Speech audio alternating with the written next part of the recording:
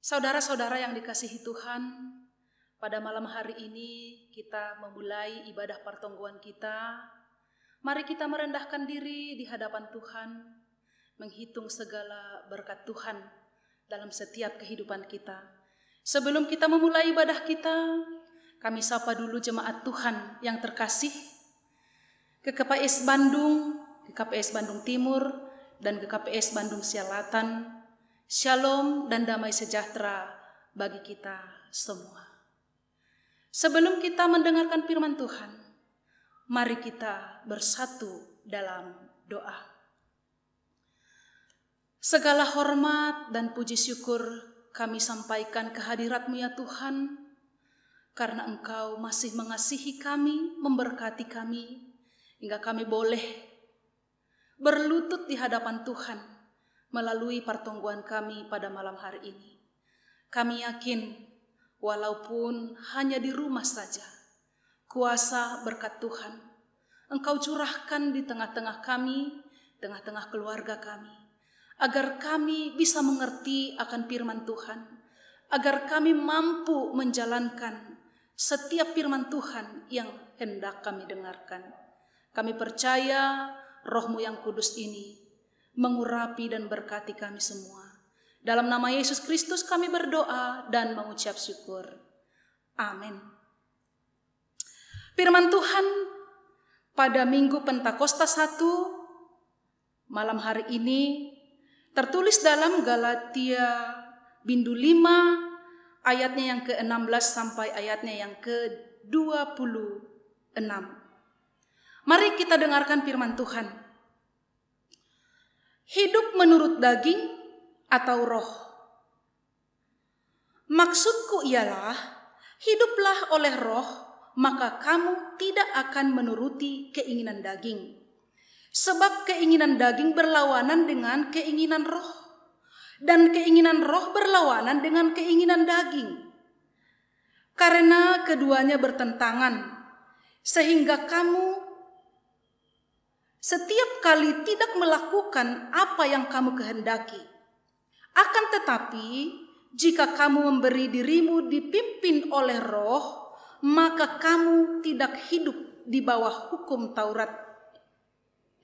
Perbuatan daging telah nyata, yaitu pencabulan, kecemaran, hawa nafsu, penyembahan berhala, sihir, perseteruan, perselisihan, iri hati, amarah, kepentingan diri sendiri, pencideraan, roh pemecah, kedengkian, kemabukan, pesta pora, dan sebagainya.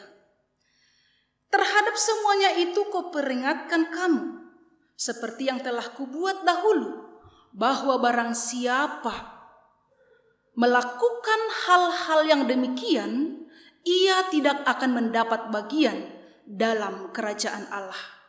Tetapi buah roh ialah kasih, sukacita, damai sejahtera, kesabaran, kemurahan, kebaikan, kesetiaan, kelemah lembutan, penguasaan diri. Tidak ada hukum yang menentang hal-hal itu. Barang siapa menjadi milik Kristus Yesus, ia telah menyalibkan daging dengan segala hawa nafsu dan keinginannya. Jikalau kita hidup oleh roh, baiklah hidup kita juga dipimpin oleh roh.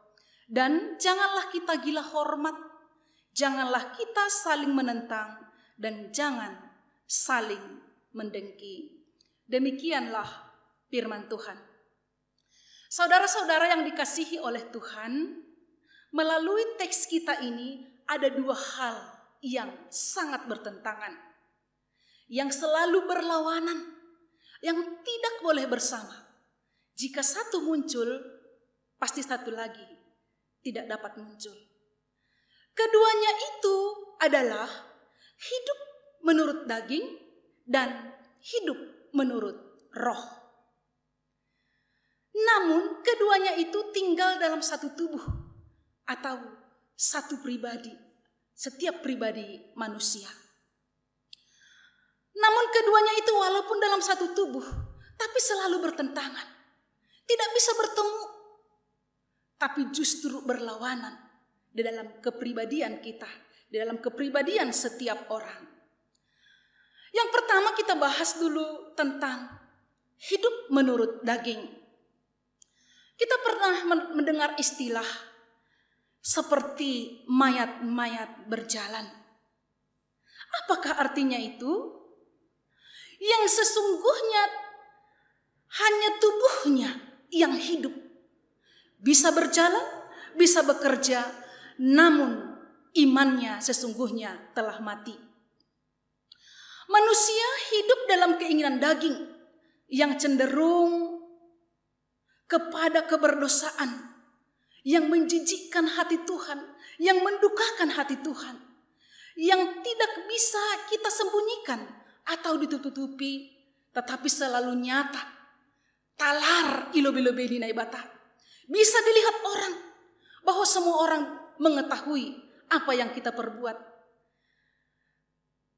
Jikalau kita ingin menutupinya, perbuatan yang mendukakan hati Tuhan itu, perbuatan daging itu, sama halnya dengan menyembunyikan durian. Bagaimanapun sembunyinya, bagaimanapun rapatnya, dimanapun kita sembunyikan, pasti akan ketahuan. Dengan demikian, dalam hal ini, jelas dikatakan apa yang menjadi perbuatan daging tersebut. Apa yang menjadi tabiat kedagingan itu yang selalu bertentangan dengan roh. Mari kita cek satu persatu. Kita nilai diri kita masing-masing. Bisa kita buat nilai tidak pernah, jarang, kadang-kadang, sering atau selalu kita lakukan. Yang pertama adalah perbuatan daging itu berkaitan dengan kesusilaan, yaitu seperti pencabulan, kecemaran, dan hawa nafsu. Anggo bani pesta isobut maon saudoran. Saudoran manasiam hatolusi. Yaitu, pernahkah kita melakukan pencabulan? Mungkin tidak pernah. Pernahkah melakukan kecemaran? Ya, mungkin itu tidak pernah atau jarang. Kalau hawa nafsu, ya mungkin mari kita jawab diri kita masing-masing. Pada saat sekarang ini lagi booming drakor yang berjudul The World of the Married, yang memiliki rating yang sangat tinggi. Kenapa? Karena banyak disukai oleh setiap orang. Kalau di Indonesia disebut dengan film pelakor. Kenapa disukai orang? Karena saat ini, sekarang ini, seolah-olah tidak sulit lagi untuk melakukan perselingkuhan. Ya, kalau itu anak gadis, anak muda, atau seorang janda itu wajar-wajar saja dikawinkan. Tapi sekarang ini yang punya istri dan yang mempunyai suami, masing-masing terjadi pencabulan atau perselingkuhan. Kalau dulu pernah kita dengar istilah SMS. Bukannya mengirim pesan kepada sesama. Tapi istilah itu bisa diartikan juga selangkah menuju selingkuh. Dengan demikian, hal inilah yang mendukakan hati Tuhan. Hawa nafsu, itu yang selalu mendukakan hati Tuhan. Yang kedua adalah yang berkaitan dengan ilmu gelap atau okul. Hal ini seperti penyembahan berhala, yaitu pemujaan terhadap ilah-ilah buatan tangan manusia. Artinya manusia itu memberhalakan, mendewakan hasil buatan tangan manusia. Jadi kalau bagi bangsa Israel itu adalah dari patung lembu emas. Kalau pada saat ini masih adakah kita memakai batu cincin yang kita anggap itu bisa membawa sukses, membawa keselamatan bagi kita? Atau apapun yang merupakan benda-benda di dunia ini yang menjadi dewa bagi kita. Bisa juga seperti jabatan, bisa juga seperti harta, kekayaan. Semua itu, jikalau kita mendewakan itu yang kita anggap membawa keselamatan bagi kita, sama halnya dengan okul, penyembahan kepada berhala. Masih adakah kita pada saat ini? Mari kita jawab masing-masing. Kemudian sihir, kalau itu mungkin tidak pernah. Dan yang ketiga, kelompok yang berhubungan dengan permusuhan. Kalau di sini jemaat Tuhan, mungkin kita pasti sudah tersenyum. Karena kita bisa melakukan hal tersebut. Seperti perseteruan. Suatu sifat yang memusuhi sesama. Masih adakah musuh Anda sekarang ini? Perselisihan, yaitu persaingan yang berakhir pada pertengkaran. Pernah bertengkar? Ya pernah. Iri hati ini lagi. Amarah apalagi. Pasti kita sering amarah. Melakukan amarah. Kepentingan diri sendiri atau egois. Ya mungkin. Pencideraan, ingin menonjolkan diri sendiri. Membahen maseda sadatu puan. Roh pemecah. Apalagi ini. Ini sama dengan ular kepala dua. Suka dengan orang berkelahi. Suka dengan kerusuhan. Kemudian kedengkian. Ciri-cirinya ini selalu nyata kita lihat adalah melibatkan orang lain. Kita sering menyalahkan orang lain. Kan gara-gara dianya itu maka kami bertengkar. Kan dianya yang memulai. Ada niat jelek yang selalu diawali dalam pikiran manusia terhadap sesama. Pikiran itu masuk ke dalam hati. Apa yang ada dalam hati, itulah yang diucapkan oleh mulut. Dan apa yang diucapkan oleh mulut, itulah yang dilakukan oleh tangan dan kaki. Akhirnya menjadi suatu perilaku atau kebiasaan dan menjadi sebuah karakter. Nah, kalau sudah menjadi karakter, pasti sulit untuk mengubahnya. Kemudian pergaulan yang melewati batas seperti pemabukan. Mungkin pernah mabuk? Iya. Berarti pernah. Pesta pora. Di sini ada 16 buah disebutkan hidup menurut daging. Tapi dan sebagainya berarti banyak lagi perbuatan daging yang sering kita lakukan dalam kehidupan kita tanpa sadar mendukakan hati Tuhan. Inilah yang dilakukan oleh jemaat Galatia.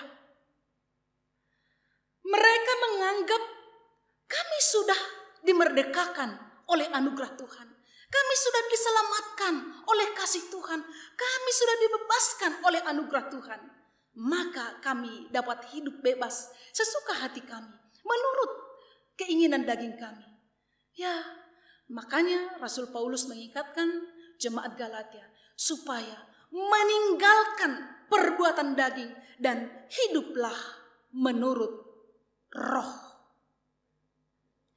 Jika ada yang melakukan keinginan daging, jika itu yang menjadi pola hidup kita, tidak akan mendapat bagian dalam kerajaan surga. Ayat 21b. Kenapa? Karena bukan itu ciri khas kerajaan surga. Jangankan dalam kerajaan surga, sedangkan di dunia ini saja, sudah perbuatan yang melakukan. Kalau sering bertengkar, melakukan pencabulan, melakukan perselingkuhan, pasti perbuatan yang menghina, mendukakan hati Tuhan. Mungkin sering itul duk halak merlapit hiu, walaupun kita tidak ditegur oleh sesama kita, tapi mungkin itul duk halak. Artinya sama orang benci, tidak suka dengan perbuatan tersebut. On mana isobut, mayat-mayat berjalan. Kemudian hal perbuatan daging tersebut sangat beda dengan perbuatan roh. Hidup dalam roh. Saudara-saudara sekalian, Jelas dikatakan di sini adalah buah roh, bukan buah-buah roh. Buah roh itu tunggal, buah roh itu satu, tapi rasanya banyak. Bagaimanakah rasanya hidup dalam kasih, hidup dalam sukacita? Itulah buah roh tersebut. Firman ini mengajarkan kita dengan bagaimana pentingnya hidup dalam pimpinan roh. Bagaimana pentingnya hidup melalui roh. Hidup yang diajari oleh roh. Yang pertama sekali, karena kita hidup masih di dunia ini. Sekeliling kita masih banyak hidup menurut duniawi. Jikalau kita hidup menurut roh, menurut ajaran roh dari Tuhan, bimbingan roh dari Tuhan, diajarkan supaya kita jangan serupa dengan dunia ini. Supaya hidup kita berbeda dengan dunia ini. Yang kedua, ketika kita dibimbing, dituntun oleh roh yang dari Tuhan, membuat pribadi kita menjadi baik. Kehidupan yang baik akan menghasilkan kehidupan berelasi baik dengan sesama. Jauh dari saling menentang, jauh dari saling mendengki, melainkan kehidupan harmoni dalam keluarga, gereja, dan masyarakat. Membangun kehidupan diri sendiri dan juga secara kebersamaan. Apakah itu hidup dalam roh? Saudara-saudara, ada yang merupakan ungkapan yang sering kita dengar. Tandaon do hayuni humbani buahni. Tandaon do hayuni humbani buahni.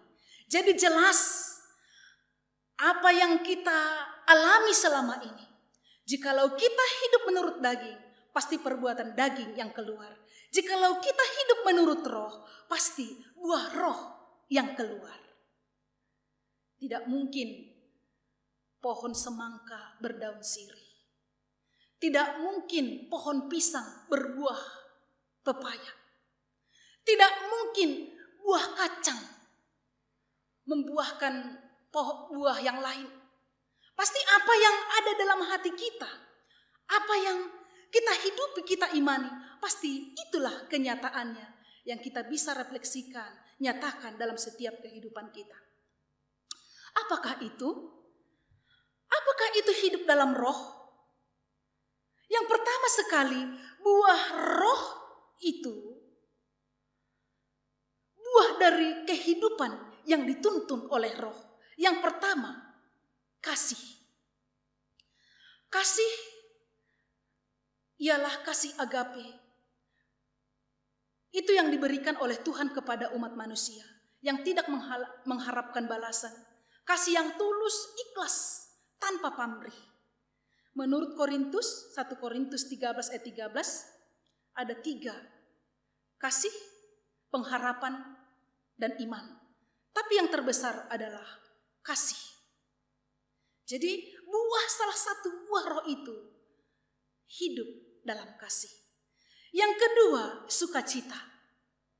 Sukacita orang percaya bukan ditentukan oleh dunia ini. Kalau ukuran sukacita orang percaya dunia ini, materi, harta, dan segala macam, berarti orang percaya tidak dapat bersukacita selamanya. Karena segala sesuatu yang ada di muka bumi ini ada batasnya, mempunyai limit. Tetapi sukacita orang percaya adalah didasari oleh iman. Dalam Filipi 4 ayat 4 dikatakan, bersukacitalah senantiasa di dalam Tuhan. Yang ketiga adalah damai sejahtera. Tidak mungkin untuk kepentingan diri sendiri. Tidak mungkin damai sendiri. Tapi juga berdamai secara kebersamaan. Berarti tidak ada roh pemecah bagi orang yang memiliki damai sejahtera. Keempat adalah kesabaran. Kesabaran adalah sikap yang sabar, adalah sikap tekun dan sabar. Tetap bertahan, tidak mau kompromi, tapi mampu menahan diri. Tidak ada balas dendam dalam hatinya. Yang kelima adalah kemurahan. Menurut bahasa Yunani disebut Christotes, yang artinya kebaikan yang penuh kemurahan. Jadi kemurahan ini bukan tergantung dengan situasi atau tergantung oleh siapapun. Pernah kejadian ketika seorang ibu-ibu yang turun dari mobil pakai kacamata hitam, tasnya branded, bajunya juga bermerek, ingin membeli kepada seorang nenek-nenek di pinggir jalan makanan kecil, makanan cemilan, hanya 5.000 satu bungkus. Dia menawar makanan ini harus, jika kamu memberi 10.000 maka saya akan beli.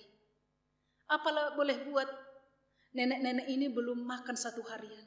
Terpaksa dia memberikan jualannya 10.000 buat ibu yang sangat kaya. Nah, di suatu tempat ibu yang sangat kaya ini makan di restoran yang berbintang 5. Restoran yang mahal dan mewah bersama dengan teman-teman arisannya. Ketika membayar di depan teman-temannya, masih ada kembalian kurang lebih 100.000. Dia mengatakan, ambil aja sama kamu kembaliannya. Betapa sedihnya, untuk orang miskin dia memeras, tapi buat orang kaya supaya dipuji orang, begitu dia rela memberikan sisa uangnya kepada orang yang tidak membutuhkan. Kemudian adalah kebaikan. Kebaikan berarti dalam kebaikan itu pasti tidak ada niat jahat. Yang ketujuh adalah kesetiaan. Seorang yang layak dipercaya atau seorang yang dapat diandalkan. Kelemah lembutan. Pribadi yang lemah lembut dapat mengendalikan amarah dalam setiap kehidupannya. Yang kesembilan adalah penguasaan diri. Ketika Roh Allah menguasai segala keinginan kita, menguasai segala kegemaran kita, dan menguasai segala kesenangan kita, bisa saja kita berkata, saya sudah hidup menurut Roh, saya sudah hidup dituntun oleh Roh Tuhan. Namun, dalam sisi lain, di tempat lain, kita tidak ngomongan atau cakapan dengan mertua kita. Kita tidak melakukan perbuatan baik dengan sesama, atau bermusuh dengan tetangga kita, bermusuh dengan saudara kita. Bisa saja penampilan kita wah, seperti tadi, baju kita bermerek, sepatu kita lagi dari luar, dan tas kita branded. Tapi isinya, kalau ke pesta, isinya adalah lapet, kacang, atau mungkin sisa-sisa makanan. Pernah kami bersama anak-anak makan di Sopo ketika pesta di Siantar. Di depan kami ada seorang ibu yang memakai emas yang besar, kalung yang besar, baju yang bagus. Saya makan bersama dengan anak-anak. Belum selesai makan, sudah dibungkusi semua. Ma, kenapa dibungkus? Udah nak, gak apa-apa. Gak apa-apa, makan aja yang ada. Belum selesai temannya makan, sudah dibungkus semua. Berarti penampilan wah, tapi dalam tasnya adalah sisa-sisa makanan. Orang lain tidak dipikirkan. Dengan demikian, pada saat ini kita disuruh untuk memilih.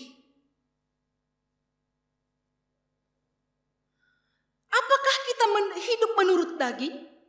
Atau hidup menurut tuntunan Roh Tuhan? Kalau hidup menurut daging, pasti kita tidak mendapatkan bagian dalam kerajaan surga. Tapi jikalau kita hidup menurut Roh, pasti kita akan menikmati bagaimana rasanya hidup dalam kasih, hidup dalam damai, hidup dalam sukacita, hidup dalam kebaikan, hidup dengan penyertaan Tuhan setiap saat. Karena itulah yang disukai oleh Tuhan dalam kehidupan kita. Dengan demikian, kalau kita memilih hidup dalam Roh, mari kita salibkan, mari kita putuskan, mari kita matikan keinginan daging yang ada dalam diri kita. Maka Roh Kudus akan bekerja dalam hati kita masing-masing, menuntun hidup kita. bukalah hatimu, dituntun oleh Roh Kudus, maka buah roh akan terpancar dalam setiap kehidupan kita yang nyata dilihat oleh Tuhan dan nyata dilihat oleh sesama. Amin. Kita bersatu dalam doa. Terima kasih Tuhan, Roh-Mu yang kudus telah hadir di tengah-tengah kami dalam Minggu Pentakosta 1 ini. Mengajari kami, menuntun kami, menghibur kami, agar kami selalu melakukan apa yang dikehendaki oleh Roh Tuhan. Kami percaya kekuatan Roh Kudus membimbing kami, menghibur kami untuk melalui setiap kehidupan kami. Di tengah-tengah banyak persoalan, banyak pergumulan, banyak tantangan yang kami hadapi. Kami percaya bersama kekuatan yang dari Tuhan, bersama Roh Tuhan, pasti kami sanggup untuk menghadapinya. Kau berkati Tuhan, firman-Mu yang telah nyata di tengah-tengah kami. Berkati Bapa, biarlah kami hidup dalam Roh Tuhan, biarlah seluruh jemaat-Mu Tuhan hidup menurut keinginan Roh yang dari Tuhan. Kami percaya itulah yang disukai Tuhan dari setiap kehidupan kami. Berkati seluruh jemaat-Mu yang ada di Resort Bandung ini. Setiap kehidupan mereka, pekerjaan mereka, keinginan dan kerinduan mereka. Berkati juga usaha mereka Tuhan, agar semuanya itu cukup untuk memenuhi segala kebutuhan jemaat-Mu. Kami percaya juga menyerahkan seluruh anak-anak kami yang pada saat ini Tuhan masih dalam libur, tapi kemungkinan masuk sekolah akan mengikuti ujian atau yang sudah selesai ujian. Kami percaya roh kepintaran dari Tuhan membimbing, menuntun mereka, memberikan kepintaran agar mereka benar-benar bisa menjadi anak yang pintar, anak yang baik, anak yang hidup dan bertumbuh dalam iman di dalam Tuhan. Kami percaya menyerahkan hidup kami, biarlah Tuhan bekerja. Tuhanlah yang menyertai kami, melingkupi kami, menutup bungkus kami dengan kuasa Roh-Mu. Inilah doa kami dalam nama Yesus Kristus. Kami berdoa dan mengucap syukur. Amin.